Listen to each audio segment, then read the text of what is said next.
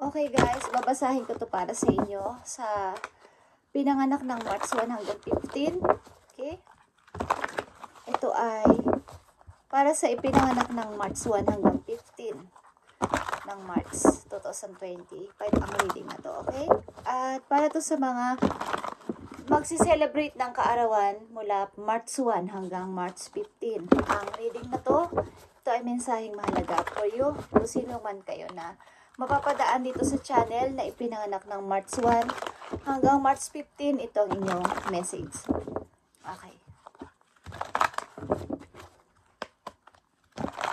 Message mo sa mga ipinanganak ng March 1 hanggang March 15.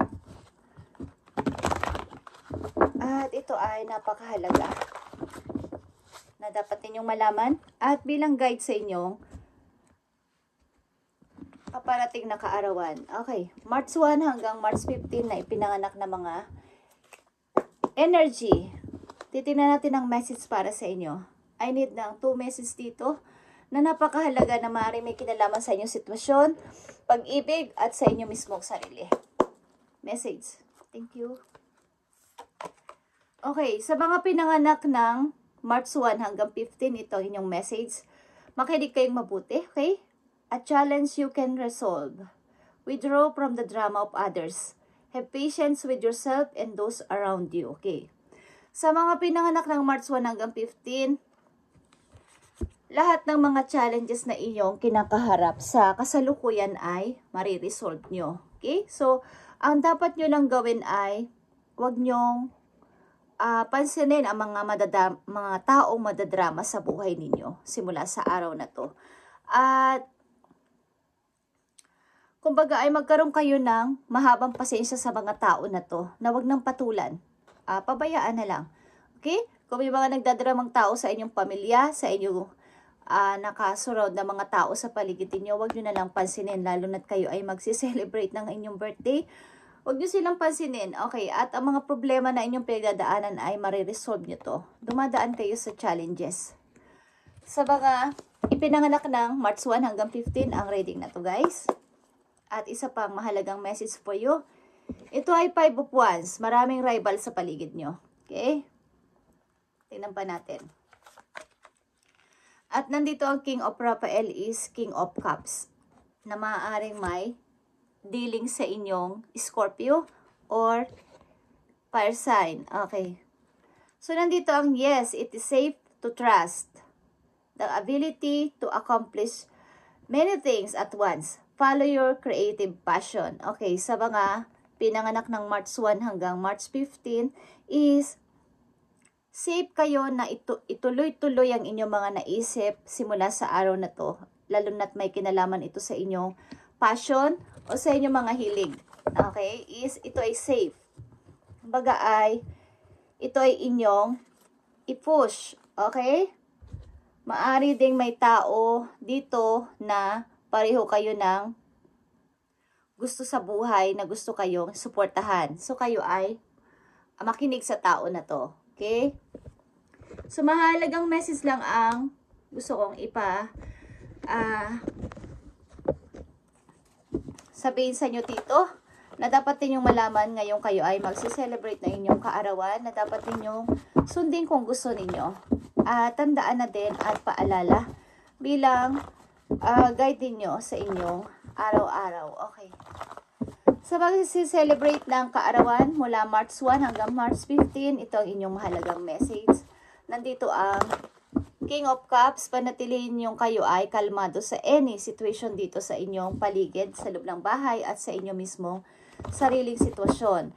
Ay, kumbaga kung mayroon kayong naiisipan na bagong mga gagawin sa buhay na makakapagpasaya din naman sa inyo is ituloy-tuloy nyo to. At ang mga madadramang tao sa paligid niyo ay huwag nyong pasinin guys. Iwasan nyo sila. Okay. So, dalawang message dito na mahalaga. Ito man ay paalala o guide ninyo. Sa mga tao o energy na pinanganak ng March 1 hanggang March 15, ito ang inyong message. Okay guys, andito ang emotional withdrawal. Ang ibig sabihin nito, sa inyo na magbe-birthday ng March 1 hanggang 15 ay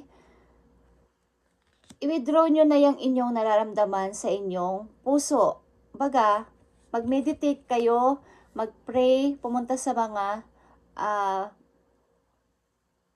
tahimik na lugar, sa dagat, tabing dagat, okay, sa dalampasigan, kung ano man tawag doon is, doon kayo mag-meditate at pakawalan ang nararamdaman nyo sama ng loob, sakit sa mga iniisip, mga madaming iniisip at nakakulong diyan sa inyong puso. Ilabas ninyo. Baga, ipa-clear nyo kay God ang inyong puso. Okay guys? At isa pang mahalagang message for you sa mga magse-celebrate ng kaarawan mula March 1 hanggang 15. Nandito ang 6 of Wands. Okay, 6 of Pentacles ito guys is material and spiritual prosperity is maaaring kayo ay yung inyong mga napaghirapan o kung kayo ng mga nakaraan ninyong taon-taon sa buhay ninyo kayo ay naghirap, tumulong, nagbigay, nag-help, na hindi nyo inaasahan naman o wala kayong inaasahan na pagbalik nito o pagbabayad o pagbabalik sa inyo ni Lord at ng mga taong inyong tinulungan ay makakamit nyo o mararanasan nyo to sa mga darating na panahon. Sapagkat ito ay give and take. Kung kayo ay dati ay napakamatulungin person na wala kayong hinihingad na kapalit, ibabalik sa inyo ni God ang inyong mga naibigay sa tao, naitulong sa tao, naging mabuti kayo sa lahat, is matatamasan nyo to guys. Okay? At maaaring ilan sa inyo dito ay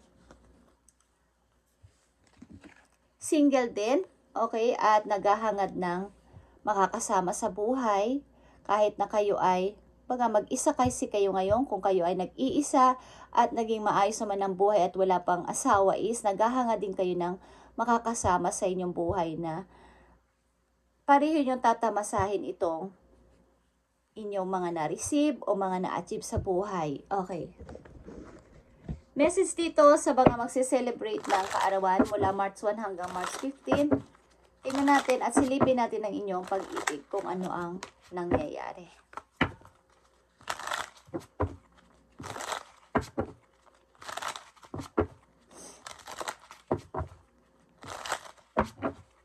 Makipag-communicate o makipag-usap lang kayo sa mga taong pareho kayo ng vision. Something na ibig ko sabihin ay pareho kayo ng iniisip na maganda.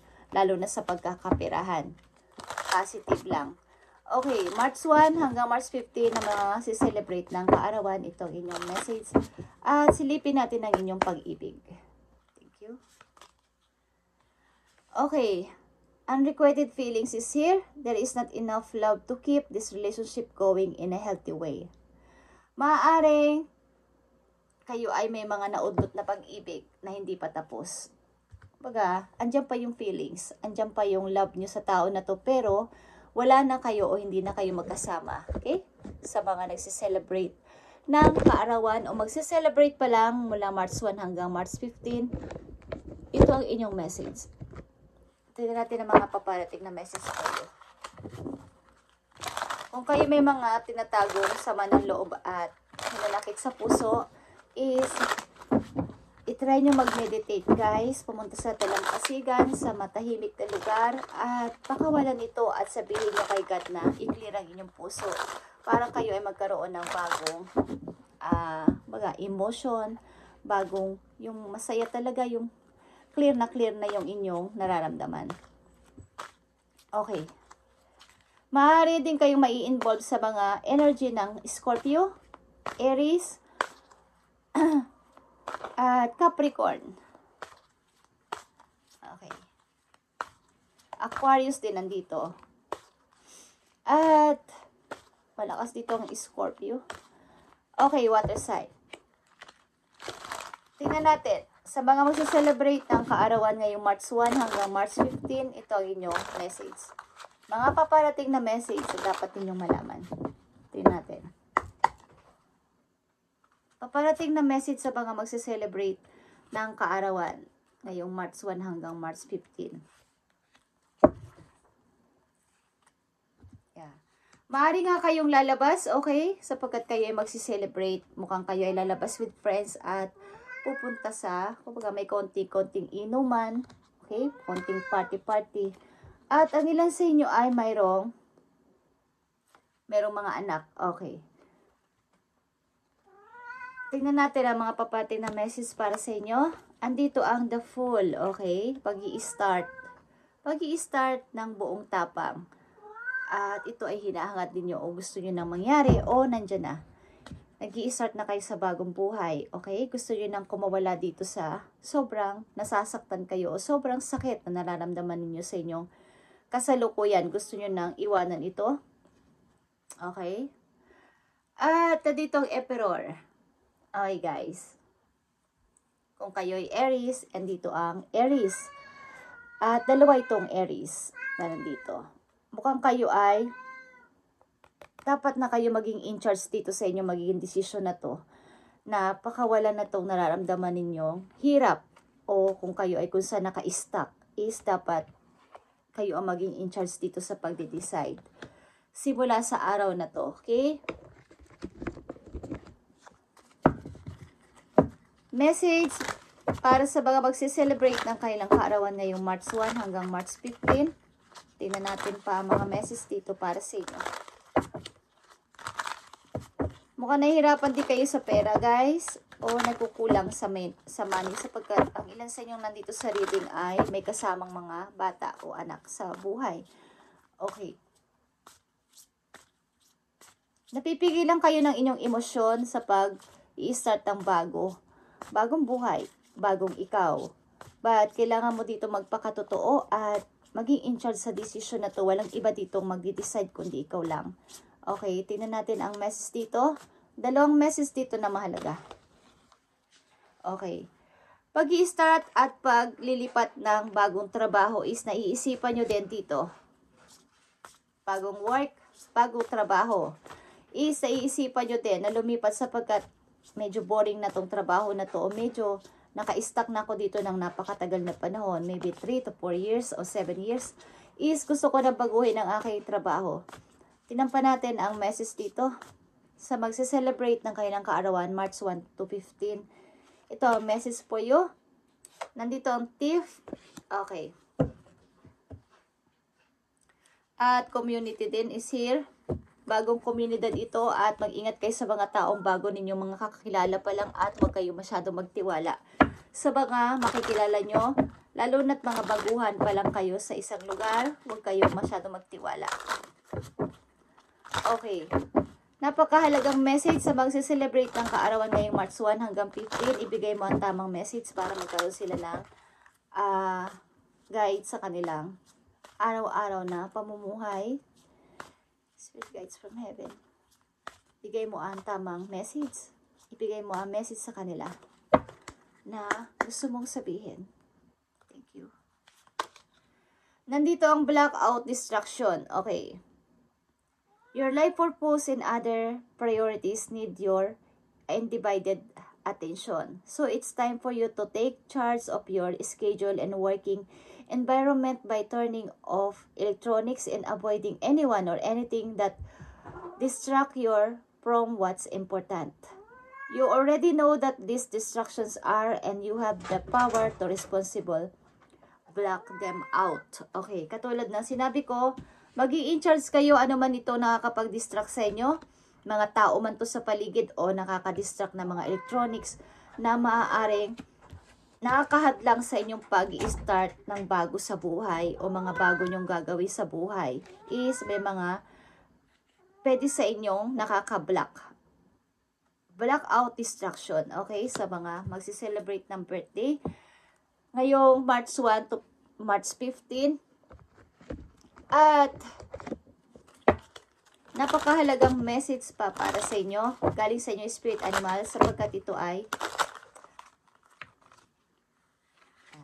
kita nyo ang aking pusa kung gaano siya nagdi-distract.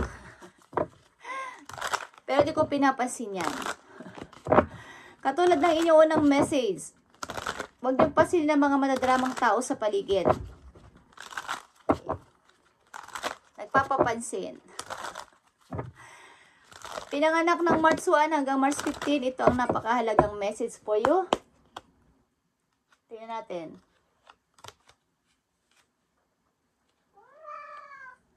Okay, what areas of your life are you avoiding? Katulad ng block of distraction is here. They are causing you upset, worry, disrupted sleep. If so, these are the areas you need to focus on. What's much don't want to. It's necessary. Tackle your demons heads on. Don't allow them to rule you from the second longer. Huwag nyo nang patagalin pa tong nagpapadistract sa inyo. Lalo na kung kayo nadidistract sa inyong pagtulog. Nagsasuffer kayo, nagwo-worry. Nagsasuffer kayo, nagwo-worry. Okay, at naapekto ng inyong emotion is blackout distractions. Ano man to? Ito nakakapag-cause ng inyong pagkabalisa. Is i-avoid nyo na at huwag nyo nang patagalin pa sa inyong buhay. Okay? Yung pagka nagkukos ng inyong pagkakabalisa, yung pagwo-worry, hindi kayo na pagkakatulog, is blackout na. At guys, sa mga magse-celebrate ng inyong kaarawan, mula March 1 hanggang 15, huwag nyo nang pasinin ang mga tao sa paligid ninyo na kayo ay i-distract para sa inyong pag-uumpisa sa buhay. O sino man kayo, okay? At urong-sulong kayo sa pag-i-start sapagkat maraming nag-distract talaga at nag-aabala sa inyo. So, dalawang message dito, guys. Para sa inyo, sa mga magse-celebrate ng kaarawan mula March 1 hanggang 15. At meron din ditong unrequited feelings sa isang tao. Okay. Meron pa kayong love sa isang taong wala na sa buhay ninyo. Message dito na mahalaga sa mga magse-celebrate ng birthday, March 1 hanggang 15. Okay. Ace of Swords is here. Be clear sa mga iisipin, sa mga sasabihin, sa pag-communicate sa ibang tao. At nandito din yung kayo ay makakasurvive sa inyong mga problema o dapat kayo makasurvive dito. Okay?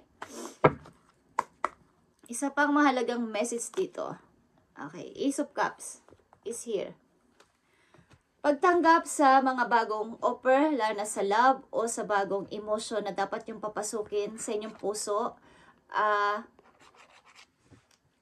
buuin ulit ang puso. Okay. Kung kayo ay na-broke sa mga nakaraang taon o buwan o something linggo, ano man yan, is nandito ang dalawang ace na dapat kayong maging clear na at makasurvive dito. At tanggapin ang pag-ibig ng isang taong nag-o-offer sa inyo o pag-ibig ni God na binibigay sa inyo para sa bago ninyong emotion. Kaya andito ang emotional withdrawal. Mag-pray kayo guys at mag-meditate na baguhin na at gawing new ang inyong nararamdaman sa ilog ng inyong puso. Nakikita nyo ang heart na to is grabe. Bagong-bago. Wala siyang sugat. So, bibigyan kayo ni God ng bagong emotion at mga bagong tao din sa buhay ninyo. Okay? Sa mga magse-celebrate ng kaarawan ngayong March 1 hanggang 15 is pakawalan na to. Maging hindi man payupata sa inyo magiging desisyon sa buhay is magtuloy-tuloy kayo sa pagpo-forward at mag-decide na. Maging in charge sa iyong sarili. Like the Emperor. Okay? Meron ditong Emperor and King of Cups. Guys, bilang isang ikaw, mahinahon, but kailangan mo maging in charge at safe naman ito para sa'yo. At gawin mo at sundin mo ang iyong passion simula sa araw na to kung ano mang nagpapasaya sa'yo. Pag ito man ay pag-ibig, sitwasyon mo o mga gagawin mo sa buhay, is gawin mo ito ng buong tapang at sundin mo kung anong gusto mo. Huwag kang magpadala sa mga tao nagdidistract sa'yo o nagdidistract mismo sa iyong sarili. Lalo na sa iyong isip, apektado ang iyong emotion. Okay? Sa mga magse-celebrate ng kaarawan ngayong March 1 hanggang 15, ito ang inyong message at isusunod natin dito ang 16 to 30 o 31 na magse-celebrate ng kaarawan. Okay? Thank you and God bless guys.